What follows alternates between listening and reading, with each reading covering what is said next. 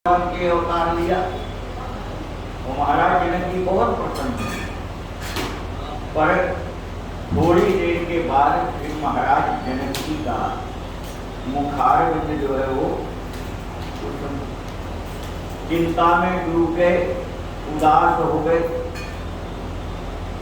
महाराज दशरथ जी ने देखा कि अभी अभी तो इतने प्रसन्न थे, अब थोड़ी ही देर से अभी महाराज जनक जी उदास हो गए।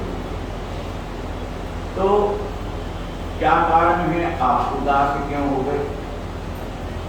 महाराज जनक जी ने बताया कि कोई बात नहीं महाराज, नहीं मैं उदास नहीं, मैं प्रसन्न हूँ। पर भाव तो छुप नहीं सकते। बार बार महाराज जनक जी की ओर देखते तो महाराज जनक जी उदास दिखाई देने लगे। महाराज दशरथ जी को लगा तो ऐसा तो नहीं कि किसी हमारे परिवार के लोगों ने या किसी सेवक ने कुछ ऐसा अपमान कर दिया वजह से महाराज जनक जी दुखी हों। बहुत पूछने पर भी नहीं बता रहे। अब महाराज को चिंता हो गई। तो महाराज दशरथ जी ने गुरु महाराज वशिष्ठ जी से कहा कि गुरुदेव, जनक जी महाराज कुछ देर से और बड़े उदास हो गए। अब ये पता नहीं लग रहा है कि आखिर कारण क्या है, पर बहुत उदास हो गए। गुरु महाराज वशिष्ठ जी ने कहा कोई बात नहीं राजन, मैं पता कर लूंगा।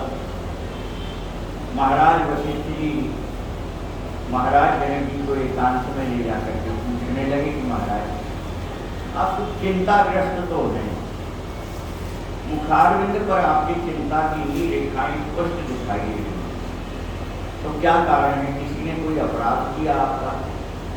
तो आप आज्ञा करो, तो उस अपराधी को देख करके और दंड दिया जाएगा। महाराज ने मुस्कुराते हुए कहा किसी ने कोई अपराध नहीं किया, तो फिर आप उदास क्यों हो?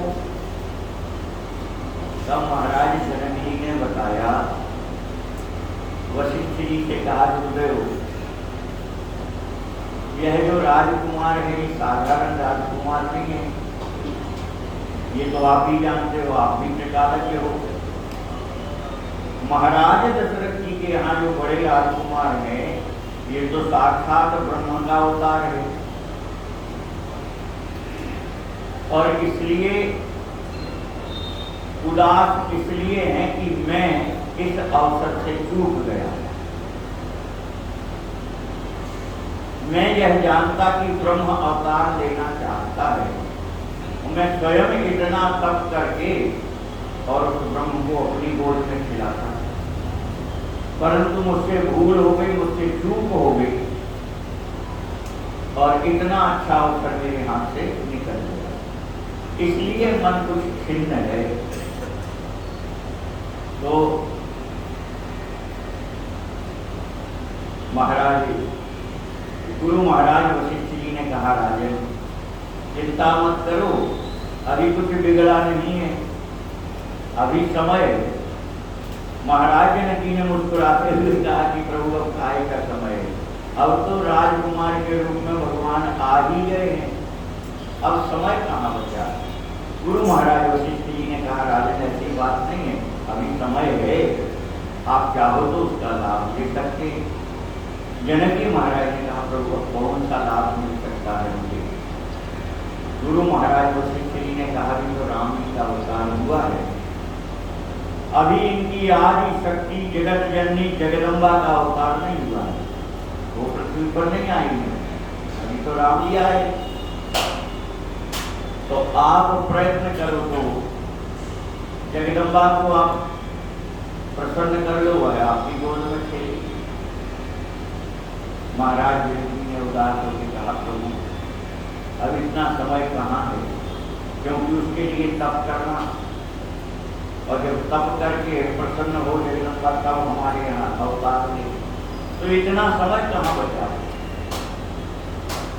महाराज जनक जी ने समझाया, वशिष्ठ जी ने समझाया जनक जी। गुरु महाराज वशिष्ठ जी ने कहा राजन संपूर्ण तीर्थों में हजारों वर्ष का जो तप है वह नैमिषारण्य में 1 वर्ष के तप के बराबर होता है। और तीर्थ में सैकड़ों हजारों वर्ष का जो तप है उसी फल की प्राप्ति नैमिषारण्य में कोई 1 वर्ष तपस्या कर ले तो उसको उसी फल की प्राप्ति हो जाती है। इसलिए आपके पास अभी समय है, चाहो तो आज ही नैमिषारण्य चले जाओ, वहां तप करो। महाराज जनक जी एकदम प्रसन्न हो गए, बोले गुरुदेव अब आपकी ही आज्ञा का पालन करूंगा, नैमिषारण्य जाकर के तप करके जगदम्बा को प्रसन्न करूंगा। और कथा इस प्रकार से मिलती है, महाराज जनक जी फिर जनकपुर नहीं गए, महारानी सुनैना जी के तहत आए थे अवधपुरी, और इसलिए अवधपुरी से सीधे राजा रानी नैमिषारण्य। नैमिषारण्य में घोर तप किया महाराज जनक जी, राजा रानी ने दोनों, और थोड़े ही समय में जगत जननी जगदम्बा प्रसन्न हो गई। प्रसन्न हो गई, महाराज ने अपना मन का भाव बताया, प्रभु ने अवतार ले लिया है, आपको भी अवतार लेना है, तो बस आपको हमको कृपा इतनी करो कि आपको हम गोद में खिलाएं, हमारे इधर आप अवतार लीजिएगा। जगत जननी जगदम्बा ने महाराज जनक जी को वरदान दिया, मैं बेटी बन के आऊंगी। और इस प्रकार से महाराज जनक जी को जानकी जी की प्राप्ति होने का वरदान मिला। यहाँ विदित जनकपुर आनंद का है। महाराज जनक जी अपने नगर में आए, अब तो आनंद मंगल है, खूब प्रसन्न है महाराज जनक जी की हमारे यहाँ भी रहो, जगत जननी जगदम्बा का अवतार हुआ, इसलिए अत्यंत प्रसन्न है। महाराज जनक जी 2 भाई हैं, कहाँ महीप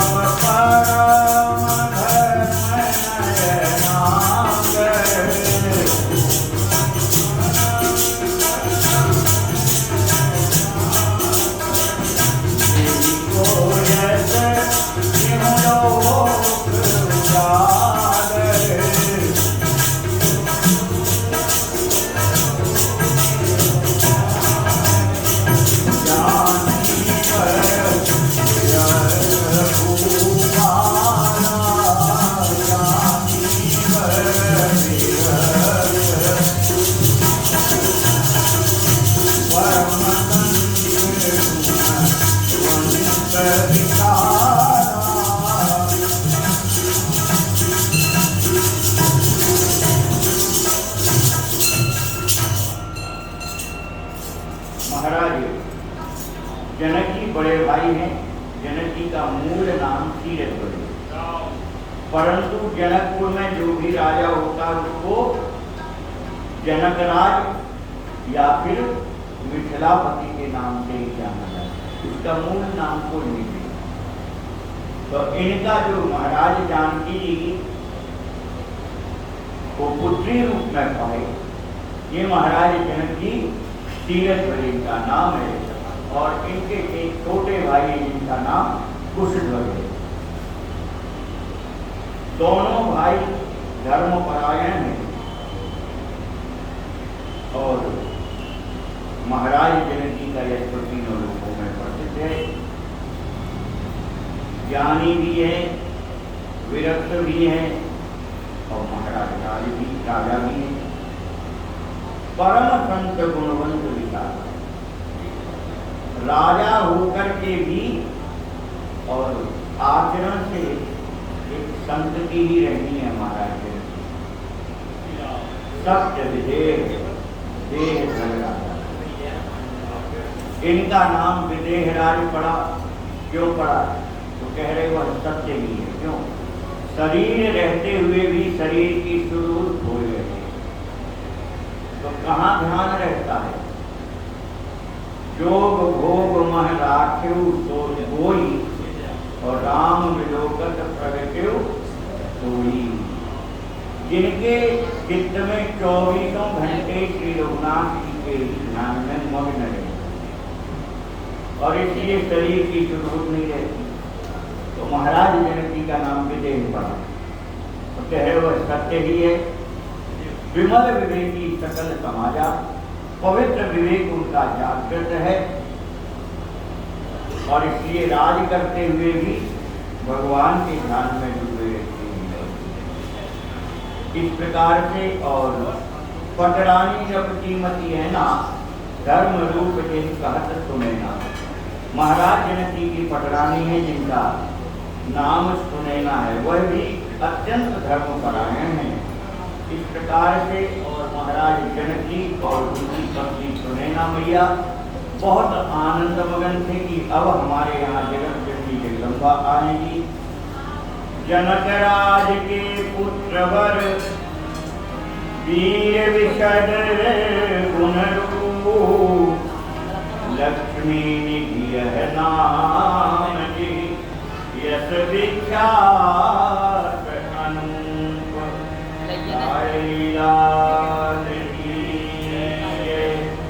महाराज जनक जी के यहाँ एक पुत्र है जिनका नाम लक्ष्मी निधि है, और लक्ष्मी जी का यश पुराणों में भी वर्णन है। इस प्रकार से पुराणों ने भी उनकी महिमा का गान किया है। और महाराज जनक जी के कुल गुरु जिनका नाम सतानंद जी है। इस प्रकार से और सुत संपत्ति दिए धर्म सुख सज्जन सहित समाज, धर्मात्मा पुत्र धर्मात्मा पत्नी सारा समाज महाराज जनक जी के अनुकूल है। आनंद से जनकपुर का राज्य कर रहे थे, परंतु एक समय आया कि जब जनकपुर में एक समय में राम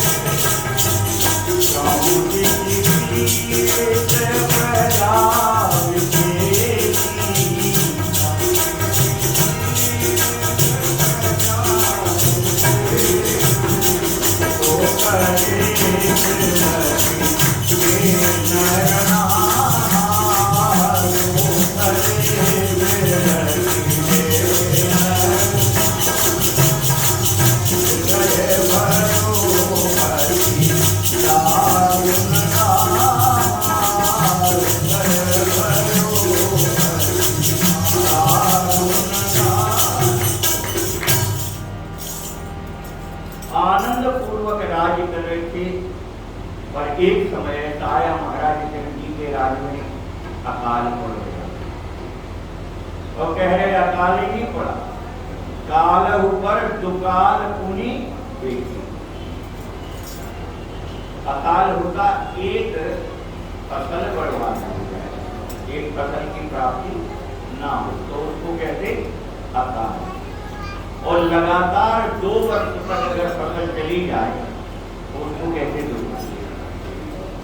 तो कह रहे दुकाल की स्थिति आई, 2 वर्ष हो गए, जल वृष्टि हुई नहीं, अन्न का एक दाना उत्पन्न नहीं हुआ, राज्य में संकट हो गया, प्रजा क्या पाई क्या खाई, लोग भूख से व्याकुल होने लगे। खाने को अनाज नहीं रहा और सो कलेश लगते न खाना।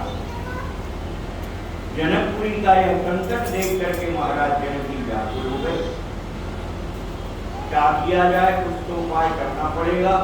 तब पूजन दान अनेक प्रकार और किए अमित विश्लेष उदार। बहुत प्रकार के अनुष्ठान विशाले महाराज जनक जी ने बहुत प्रकार के पूजन कराए और तदपि न कहूं रंच जल बरसे, एक बूंद जल की नहीं वर्षा हो रही। बहुत पूजन हुए, बहुत अनुष्ठान हुए और प्रतिदिन प्रजा नीर हित करके और भूख और प्यास के कारण प्रजा व्याकुल हो गई। प्यास का भी पानी भरपूर नहीं मिलता है, थोड़े से पानी में गुजारा करना पड़ रहा है। ऐसी स्थिति में प्रजा आ गई। तब भूपति तब मुनि ज्ञानी मुनि बुलाए तफावत खाए। महाराज जनक जी ने श्रेष्ठ ऋषि मुनियों को बुलवाया और श्रेष्ठ ऋषि मुनियों को बुला करके एक सभा का आयोजन किया और उस सभा में उन्होंने अपनी समस्या रखी जनक जी महाराज कि आप सब मिलकर के और हमको उपाय बताइए संकट से निकलने का। तब ही सुजन कृपा कर हाला करिए जतन मिटे यही काला। आप सब मिलकर के वह उपाय बताइए जिससे इस दुकाल से, इस संकट से हम मुक्त हो सकें, क्योंकि अब अगर वर्षा नहीं होती है तो प्रजा मरने लगेगी। इसलिए वह उपाय बताइए जिससे जल्दी से जल्दी वर्षा हो जाए। कोई सकल प्रजा वर्षा हो जाए, मेरी प्रजा सुखी हो जाए, वह उपाय बताइए। द्रौपदी बचन सुनि सकल रहाई,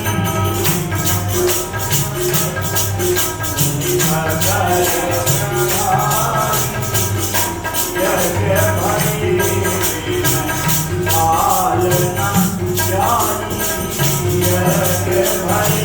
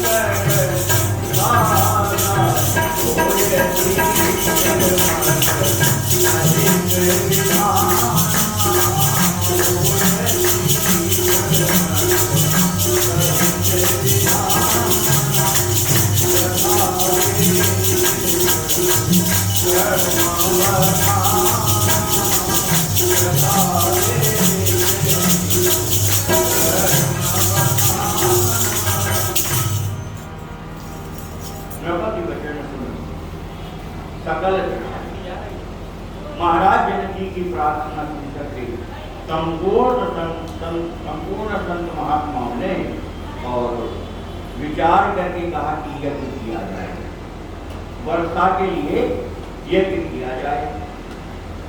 भय यज्ञ भय बिन काल न जाई, बिना यज्ञ के ये दुकाल और अब आगे जाकर के काल ही काल पर कल बार बार दुकाल पर बार बार पड़ेगा। अगर इसका उपाय नहीं करोगे तो इसका उपाय क्या है? बोले बिना यज्ञ के अकाल नहीं है। अकाल को मिटाने का एक ही उपाय होता है और वो यज्ञ। ऐसा ग्रंथों में ऐसा क्यों लिखा गया? यज्ञ ही एक उपाय है। वर्षा के अधिष्ठाता देव कौन है? भगवान वरुण और देवताओं के राजा इंद्र। ये जब कुपित हो जाते हैं तब जल वृष्टि भी करते हैं। तो जल वृष्टि कब हो? उन्हें जब इंद्र प्रसन्न हो और पानी जल के देवता वरुण देव प्रसन्न हो, तब जाकर के वृष्टि हो। और देवता काय से प्रसन्न होता है? देवता को प्रसन्न करने का एक ही उपाय ही है। यज्ञ में जो आहुति दी जाती है, यज्ञ में जो आहुति देते ना, उससे धुआं जो उठता है उससे देवता पुष्ट होते हैं। इसलिए वर्तमान में सभी संत महात्मा बार बार अपनी कथाओं में कह रहे हैं, क्या कह रहे हैं? बार बार संत महात्मा भी वर्तमान में जो सिद्ध अच्छी स्थिति के संत भगवान है, जो केवल जीवों के कल्याण के लिए विराज रहे हैं पृथ्वी पर, वो बार बार कहते हैं गैया के घी का हवन करो, उससे क्या होगा? पूरे देवता पुष्ट होंगे तो ये पृथ्वी का दुराचरण सब समाप्त हो जाए, लोग धर्मात्मा हो जाए। क्यों? ये सब देवता पुष्ट नहीं है, देवता कमजोर हो गए, दैत्य जो है वह पुष्ट हो गए। और इसलिए जब देवता पुष्ट होंगे तब दैत्य कमजोर पड़ेंगे, और जब दैत्य कमजोर पड़ेंगे तो पृथ्वी पर अत्याचार दुराचार नष्ट हो जाएगा, मिट जाएगा अपने आप। और इसलिए बार बार संत महात्मा कहते हैं कि चाहे जैसे हो, गौ माता के घी से हवन करो तो देवता पुष्ट हो। तो इस प्रकार से और यज्ञ का निश्चय किया गया। सभी संत भगवान ने कहा कि राजन आप यज्ञ कराइए, और यज्ञ से ही यह अकाल दूर हो जाए। यज्ञ होते ही वर्षा, निश्चित वर्षा हो जाएगी। तो महाराज प्रसन्न होकर के और यज्ञ की तैयारी कराने लगे। भोज शीघ्र मख सहित विधि विधान से यज्ञ हो, जैसा वेदों में वर्णन है, उस विधि विधान से यज्ञ किया जाए तो निश्चित ही जल वृष्टि होगी। और तब उस यज्ञ के लिए भूमि शोधन होता है। तो अभी यज्ञ की तैयारी के लिए भूमि शोधन होता है, भूमि का पूजन होता है। उस पूजन में विधान है कि राजा जो है वह हल चला करके भूमि को जोते, और जोतेगा तब जाकर के वह भूमि पलटेगी, मिट्टी तो शुद्ध पवित्र मिट्टी ऊपर आ जाएगी, और इस प्रकार से फिर वहां उस भूमि में यज्ञ किया जाए। इस प्रकार से और यज्ञ शोधन के लिए भूमि पूजन हुआ, और भूमि की शुद्धता के लिए महाराज जनक जी ने हल चलाया। कंचन हल और विषय बना हुआ सुंदर स्वर्ण का हल था। जिस प्रकार से ऋषि मुनियों ने कहा उस प्रकार से महाराज जनक जी ने पूजन करके और वह स्वर्ण का हल उस भूमि में चलाया। सतानंद आयत में राजा चले मुदित मही पूर्ण काया। भूमि की शुद्धता के लिए महाराज जनक जी ने और अपने गुरु महाराज और ऋषि मुनियों से आज्ञा लेकर की और उस भूमि में स्वर्ण का हल चलाया। भूपति चलत सगुण भय पर भारी। महाराज उस हल को लेकर के जब उस भूमि की ओर चले, अपार सुशकुन होने लगे। इतने में अभी कुछ पूजन नहीं हुआ है, अभी ये तो प्रारंभ नहीं हुआ, नहीं, केवल हल को लेकर के महाराज उस भूमि के पूजन के लिए जब चले तो अपार सुशकुन होने लगे। भूपति चलत सगुण पर भारी और भय निरक्त भय भारी। इस प्रकार से सुशकुन होना देख करके सारी प्रजा प्रसन्न है कि देखो महाराज कैसे सुशकुन हो रहे हैं, निश्चित अपना कार्य सिद्ध हो जाएगा। विजन सहित जन जाय नरेशा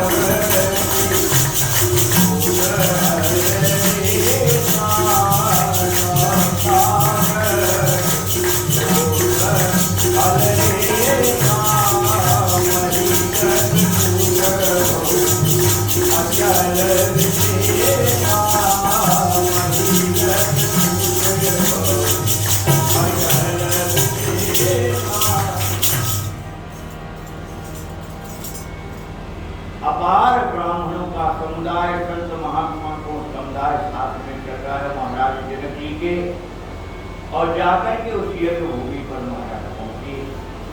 विधिवत वहां भूमि का पूजन किया गया, और पूजन करने के बाद महाराज ने हल को उठाया, पुण्य हल ग्रही कर जनक पूजा। महाराज जनक जी ने हल को अपने हाथ में लिया और मणि शोधन आरंभ कर आना, और भूमि के शोधन के लिए हल चलाने का हृदय में निश्चय किया। इस प्रकार से और उस भूमि में महाराज ने 7 चक्कर उस हल से लगाए।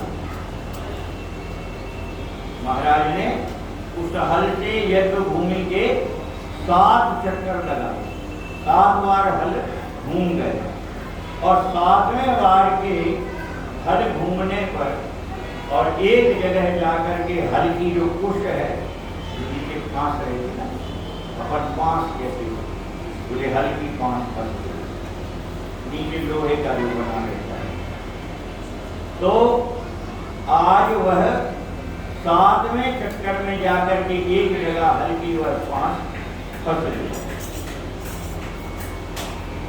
सोहर रंच न चले चला, एक रंच मात्र के लिए भी हल अब आगे नहीं बढ़ रहा है, इस प्रकार से फंस गया। रुको सीत रख लखी दुख पावे, वह जो नौक होती हल की, अपन 5 कहते पर उसको सीत कहा गया। तो कह रहे हैं रुको सीत और रख लक्ष्य दुख पावा, हल्की वह जो नौक है, सीत है, वह फंस गई, आगे नहीं बढ़ रहा है हल। तो महाराज जनक जी बहुत दुखी हुए, व्याकुल हुए, कैसे ही न कैसे तो यज्ञ का प्रारंभ कर रहे थे, और अब ये हल की नौक इधर फंस गई, और तब बहुत जोर लगा करके हल को बढ़ाना चाह रहे थे, तब एक आश्चर्य हुआ। और जगही तह भूमि में भयो प्रकाश अपार, लखियों के चित चकित है सकल लोग गवार, लाडली लाल की। अचानक से पृथ्वी में बड़ा तेज प्रकाश दिखाई दिया, जहां वो हल की चीज फटी, वहां से बहुत दिव्य तेज प्रकाश प्रकट हुआ। तो भयो प्रकाश और लकी चौके चकित सब आश्चर्य हुआ लोगों को। जमीन में से इतना तेज प्रकाश मानो सूर्य ही प्रकट हो गया हो। सारी प्रजा आश्चर्य होकर के देख रही, और तपोनी रब हेरे शीत ढिग हल रेखा विस्तार। और महाराज जनक जी ने जब देखा तो विचित्र बात देखी, क्या बोले, भूमि विवर मग है कभी। जहाँ वो शीत फंसी थी हल्की, वहां जब महाराज जनक जी ने गौर से देखा तो उस प्रकाश में एक गहरी गुफा जैसी दिखाई, जिसमें से वो प्रकाश निकल रहा। प्रकाश कहाँ से निकल रहा था? एक विशाल गुफा की तरह दृश्य प्रकट हुआ और उसमें वह प्रकाश दिखाई दिया। तब बहुरीति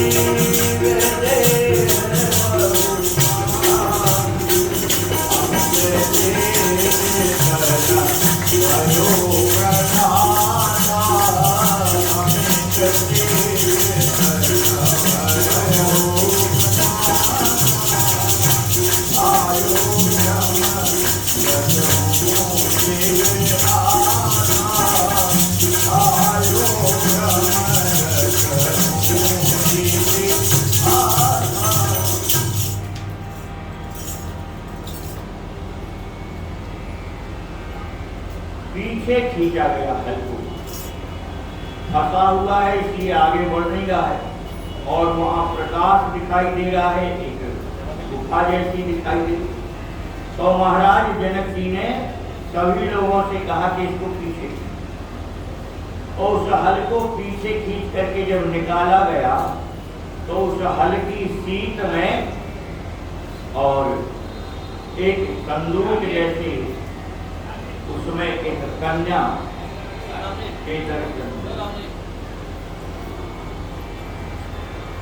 तो नक विलोक से भाई उठा, जैसे उस हल को वहां से निकाल के पीछे खींचा गया, उसके साथ एक सुंदर उसमें कन्या पड़ी हुई साथ में जी चली आई।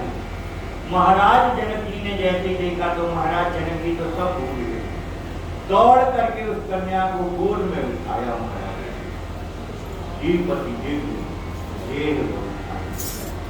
विलक्षण तेज था उसमें और उसी से वो प्रकाश फैल रहा था। महाराज जनक जी ने देखा अमित तेज सन भयो, अत्यंत सुंदर छोटी सी कन्या जिसमें अपार किरणों की तरह से प्रकाश फैल रहा था। उससे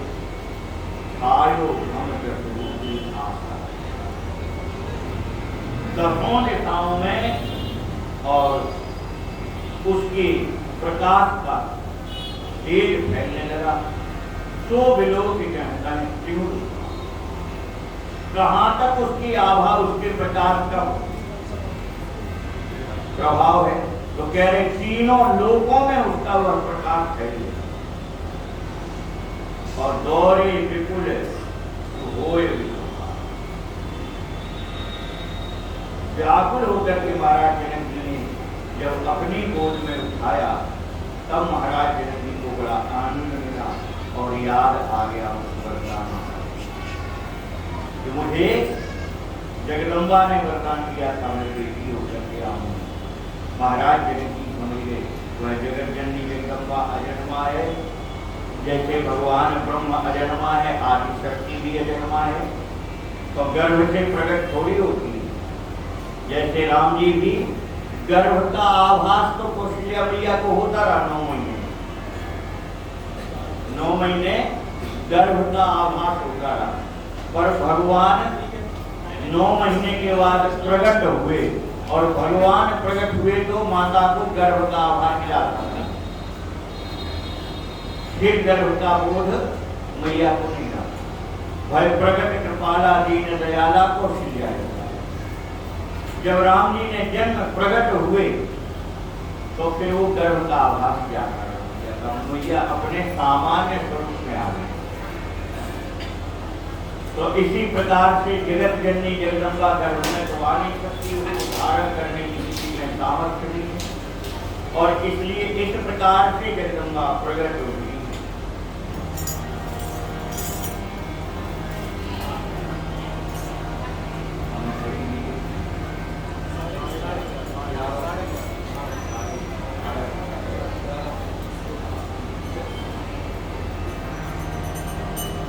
कन्या अमल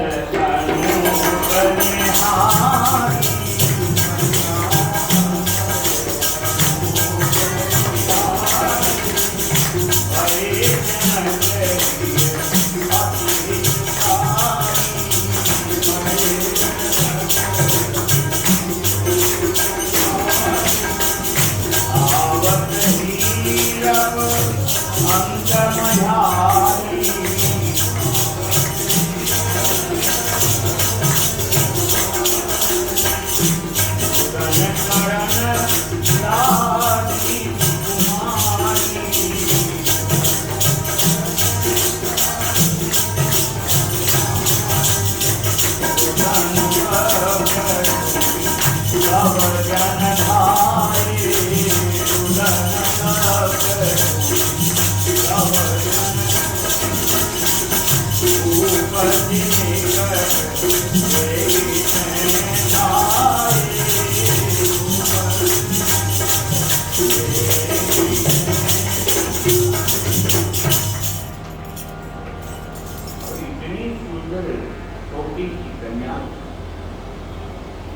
अनुपमेय सुंदरता है, और तेज ऐसा प्रकाश फैल रहा था, भये जनक ही है। महाराज जनक जी ने जब उसे गोद में लिया, अपार सुख मिला महाराज जनक, टकटकी लगा करके उसके दर्शन करें। आवत ही रब अंत में जाए, जैसे ही महाराज जनक जी के गोद में आई, और गोद में आते ही और अब रोने लगी। रुदन करण लागी सुकुमारी, बच्चा जन्म लेता है तो रोता है, ऐसे ही जब तक जमीन पर पड़ी थी तब तक नहीं रोई, पर जैसे ही गोद में लिया महाराज जनक जी ने, और जैसे ही महाराज जनक जी की गोद में आई तो रोने लगी। रुदन करण लागी सुकुमारी, और रुदन शब्द सुनी सब जन था, और कन्या के रोने का शब्द जब हुआ तो सारी प्रजा प्रसन्न होकर के और महाराज जनक जी की ओर दौड़ी, भूपति निकट वेग से आए, और अपार प्रजा महाराज जनक जी की गोद में कन्या देखने के लिए भीड़ उमड़ पड़ी, और सभी प्रसन्न हो रहे थे। ये मुनि के काज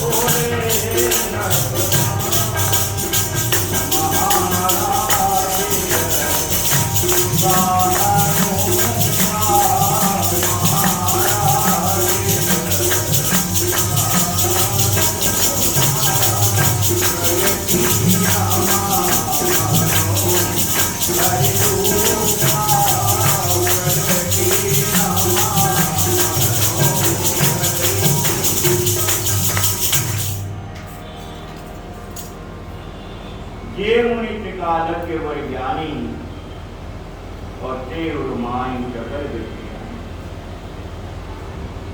जो त्रिकालज्ञ ऋषि मुनि है, वह दर्शन करके ही समझ गए ये साधारण सांसारिक जीव नहीं है, ये कोई साधारण कन्या नहीं है।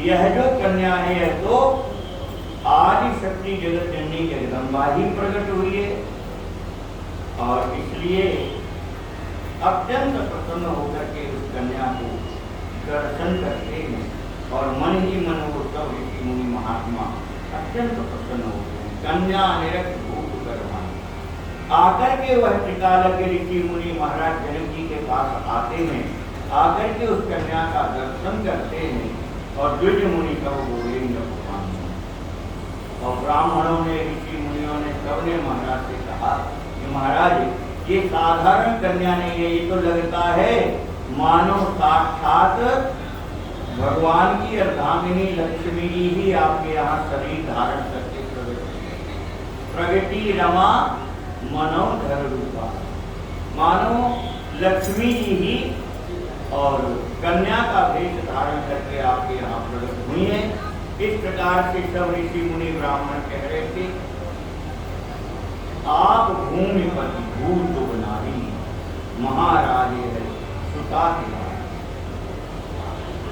सभी ऋषि मुनि कहते हैं आप राजा, भूपति कहलाता, राजा माने भूपति माने भूमि का स्वामी, और आप भूमि के स्वामी हैं, और इसलिए भूमि आपकी अर्धांगिनी हुई। आप भूमि के स्वामी हैं, स्वामी यानी पति, और जब भूमि पति हैं आप, तो ये भूमि आपकी अर्धांगिनी हुई कि नहीं हुई। और इस नाते से भूमि से यह जन्म ली है कन्या, भूमि सुता है, तो आपकी यह बेटी, आप इसके पिता हुए इस नाते, इसलिए यह आपकी बेटी है। महाराज यह सुता के हाल है। सब ऋषि मुनि कहे कि ये बेटी हुई आपकी, अब आप इसको अपने गोद लेकर के और महल में पधारे। सीत द्वार मणिते प्रगटानी, सब ऋषि मुनियों ने वही नामकरण कर दिया। क्या बोले? सीत जहाँ फंसा और वहाँ वह गुफा जैसा द्वार बनकर के वहां से यह प्रकट हुई है। सीत द्वार महिते प्रगटानी, सीत के भूमि में धस करके और वहां से यह प्रकट हुई है। तो काय के आश्रय से प्रकट हुई, भूमि से तो प्रकट हुई, पर आश्रय क्या लिया उन्होंने? सीत का आश्रय लिया। इसलिए इस कन्या का नाम महाराज आज से सीता हुआ। सीता नाम सुमंगलदानी, सब प्रकार का मंगल करने वाला इसका नाम आज से अब सीता हुआ। सुन वर वचन मुदित हो गया। ऋषियों के द्वारा वही नामकरण कर दिया गया, और यह नाम सुनकर के महाराज जनक जी का हृदय आनंद से भर गया। वंदे तव संत समागम, महाराज जनक जी ने संपूर्ण संत महात्मा ब्राह्मणों को महल में ले जाकर के सबका विधिवत पूजन किया, और सबको अपार दान दे रहे। नभते तुमन के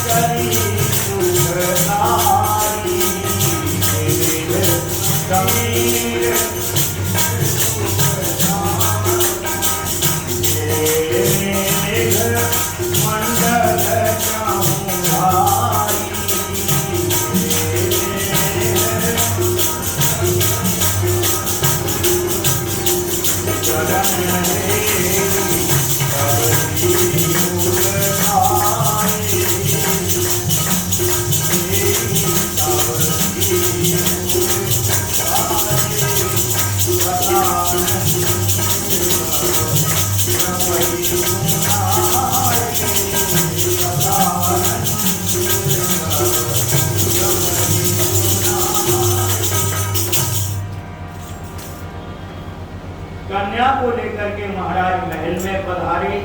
सब संत महात्मा ऋषि मुनि ब्राह्मण महल में आए। महाराज जनक जी ने सबका पूजन किया और प्रसन्न होकर के सबको दान दे रहे थे। महाराज जनक जी सुंदर शीतल मंद सुगंध वायु चलने लगी और उसी समय सेवकों ने महाराज को सूचना दी, महाराज की जय हो, वर्षा प्रारंभ हो गई।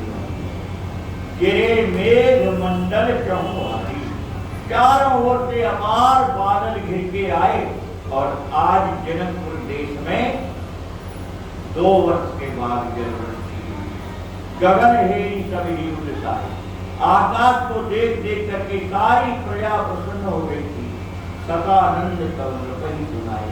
सतानंद जी ने महाराज जनक जी से कहा, महाराज जनक जी से सतानंद जी कह रहे हैं, जनक राज तुम सिद्ध भव, सकल काज अब आज, आए गए सुर राज बहु, लीने मेघ समान, लाडली लाल की।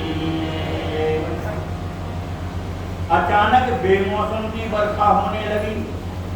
तब मुस्कुराते हुए महाराज जनक जी के गुरुदेव सतानंद जी ने कहा कि राजन चिंता मत करो, तुम्हारे द्वारा जो यज्ञ करने का निश्चय हुआ और भूमि शोधन हुआ, भूमि पूजन हुआ, उससे प्रसन्न होकर के अभी यज्ञ पूरा नहीं हुआ पर तुम्हारी कामना पूरी हो गई। क्यों?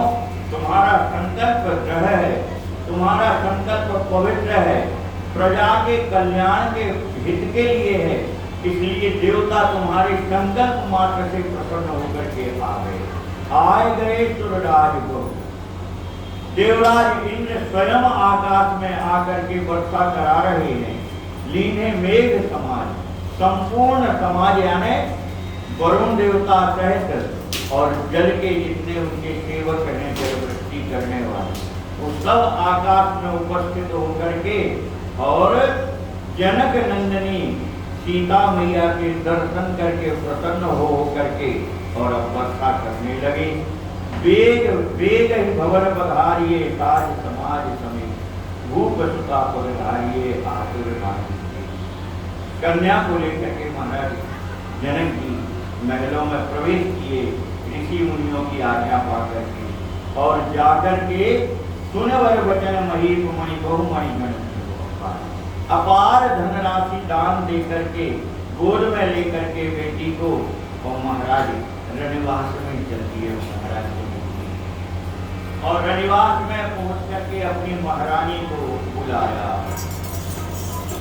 सुभग सुनैना सदन में गए भूप हुलकार, सुता दई दिए गोद मधि परम प्रमोद अघाय, लाडली लाल की जय।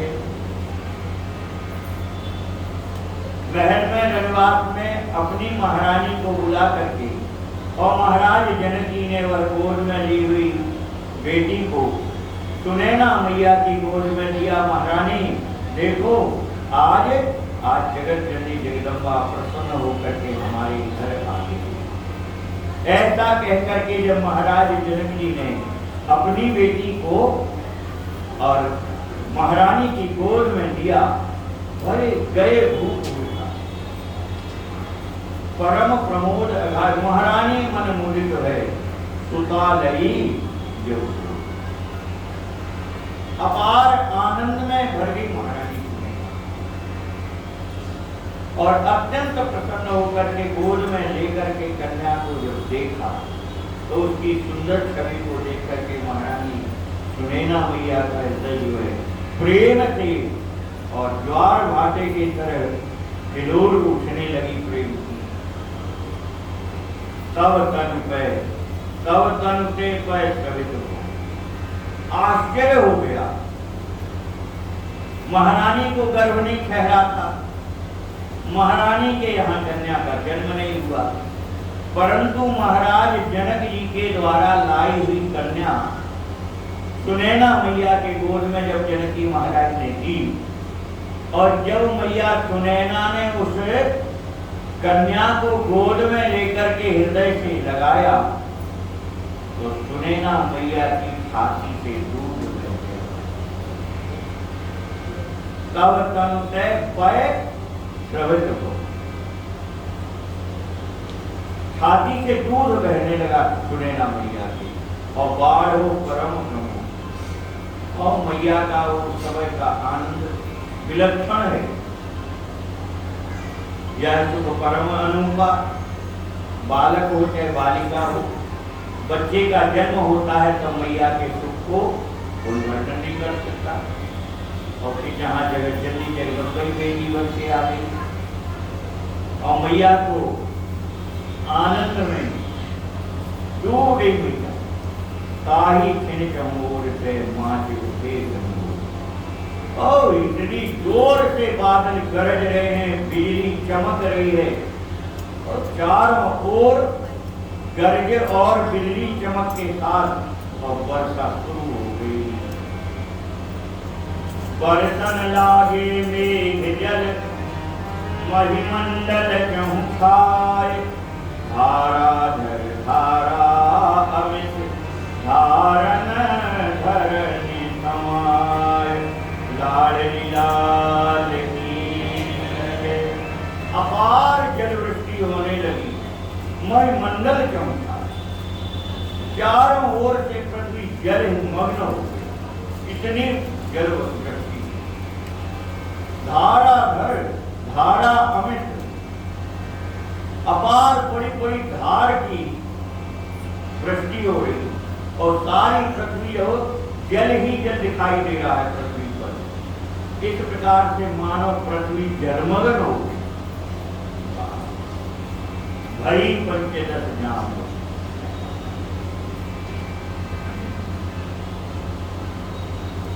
भई पंचदश जाम लो। कितने समय वर्षा चली? 15 याम। वर्षा अमित अखंड, 15 पहर, 15 पहर जाम कितना समय होता? एक पहर कितने का होता? 3 घंटे का एक पहर होता है ना।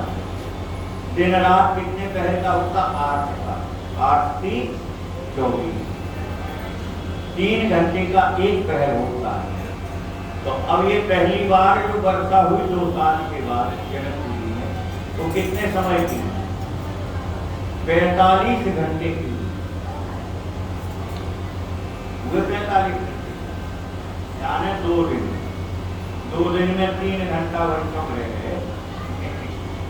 भाई पंचदश जाम लो, वर्षा अमित अखंड, अखंड वर्षा हुई, यानी 45 घंटे पानी खुला नहीं, और धारा बड़ी बड़ी धारों के सहित वो वर्षा हुई, इसलिए सारी पृथ्वी जलमग्न हो गई। नीर भूर तय पूर्णमणि, जल से पृथ्वी तप्त हो गई, कितना पानी। मिथिला मंडल सकल में छायो परमानंद, दुख छूटो सब ही भये, जड़ चेतन निर्बंध, लाडली लाल की जय। और जिस समय वर्षा हुई तो सारे महाराज जनकी के प्रदेश में तो परमानंद में डूब गए, सारा दुख जाता रहा। और अब जड़ चेतन जीव जगत प्रसन्न है, क्योंकि 2 वर्ष से वर्षा न होने से जड़ प्रकृति भी दुखी हो गई थी, पेड़ सूखने लगे थे, फल और अनाज होता नहीं था, साग भाजी होती नहीं थी, तो जड़ जीव भी दुखी हो गए थे बिना जल के। परंतु अब जो यह 2 दिन की वर्षा हुई तो इसमें जड़ चेतन जीव जगत सब प्रसन्न हो गया। अप्रमुनित प्रजा विलोकित पायो, और अपनी प्रजा को प्रसन्न देख करके अब महाराज जनक जी को प्रसन्नता हुई, महाराज जनक जी भी बहुत प्रसन्न हुए और शोर होश जमोर थे, जय जय जनक नरेश। जनक जी महाराज के जय जयकार सुनाई दे रहे थे चारों दिशाओं में, जहां तक चले जाओ वहां महाराज जनक जी की जय जयकार हो रही थी। क्यों? 2 वर्ष से जल वृष्टि न होने से सारी पृथ्वी के लोग दुखी थे, पर आज महाराज जनक जी के कारण वर्षा हुई है, इसलिए सारी पृथ्वी पर महाराज जनक जी का जय जयकार है। मिथिलापुरवासी सकल सहित भूप रणवास, सिया जन्म कुट साहिब छिन छिन कियो लास। लाल की जय। आज मिथिला में और जानकी जी का जन्म हुआ तो सारा नगर आनंद मगन था।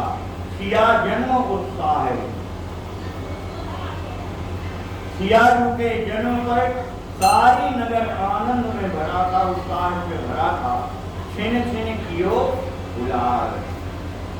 एक एक क्षण आनंद बढ़ते जा रहा है, बढ़ते जा रहा है। वह अपार जलवृष्टि में उत्सव नीति भात पर अपार जलवृष्टि हो रही थी, इसलिए चाह तो रहे थे उत्सव मनाना, पर इतनी जलवृष्टि में उत्सव कैसे मनाए? तब बोले एक विधि बीते 5 दिन भूमि स्वच्छ नव दिन। 5वें दिन और भूमि स्वच्छ हो गई, यानी अब कीचड़ हुई नहीं है, सूख गया जल, स्वच्छ पवित्र हो गई भूमि। इस प्रकार से जब जनकपुर वासियों ने और भूमि को देखा कि अब भूमि स्वच्छ हो गई है, तो उत्सव मनाने के लिए सारी प्रजा एकत्रित हो गई और अब उत्सव मनाया जाने लगा। तो आरती होने में 5 मिनट में तब तक एक बजा ले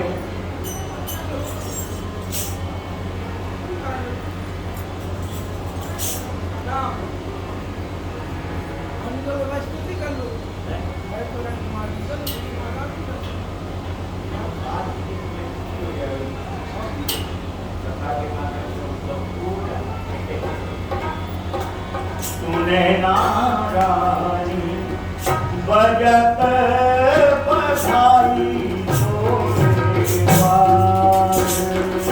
सुने नारायणी बजत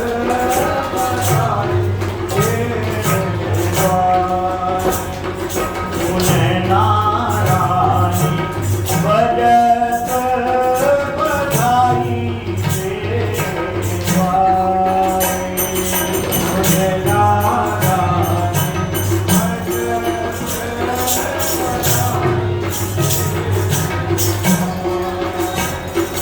सुने नारायणी बजत बधाई नारायणी बजत बधाई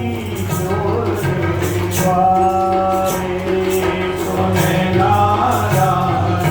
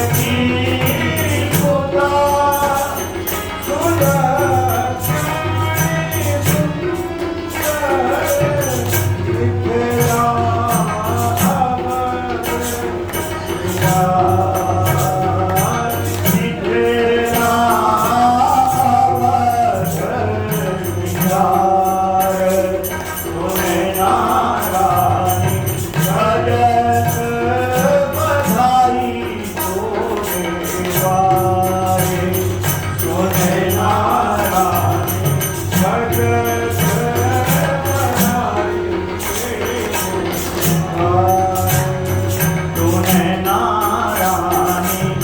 बजत बधाई तेरे द्वारे, सुन नारायण बजत बधाई तेरे द्वारे।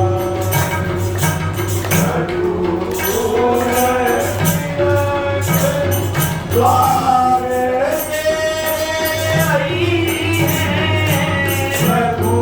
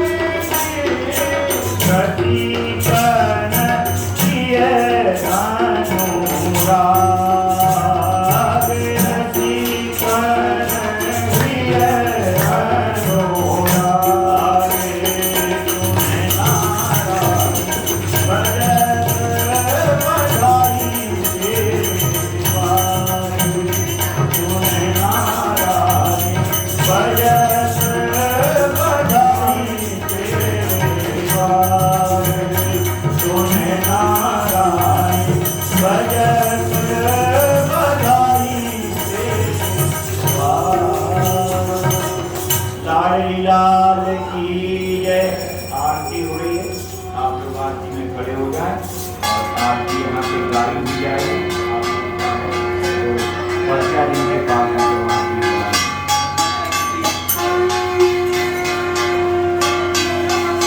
आरती की जय जनक लली की, आरती की जय जनक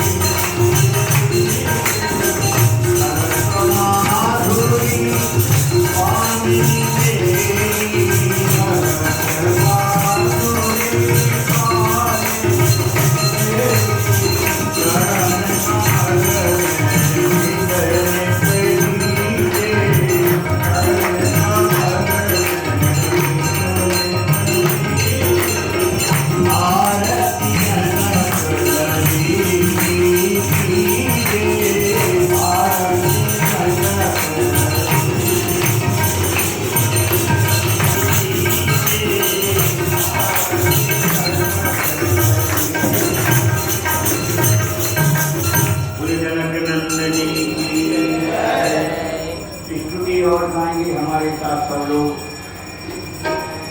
भाई प्रगट कुमारी भूमि बिराजी जनहितकारी भरहारी। भाई प्रगट कुमारी भूमि बिराजी जनहितकारी भरहारी। कविधारी मुनि मनहारी जनक दुलारी कुमारी।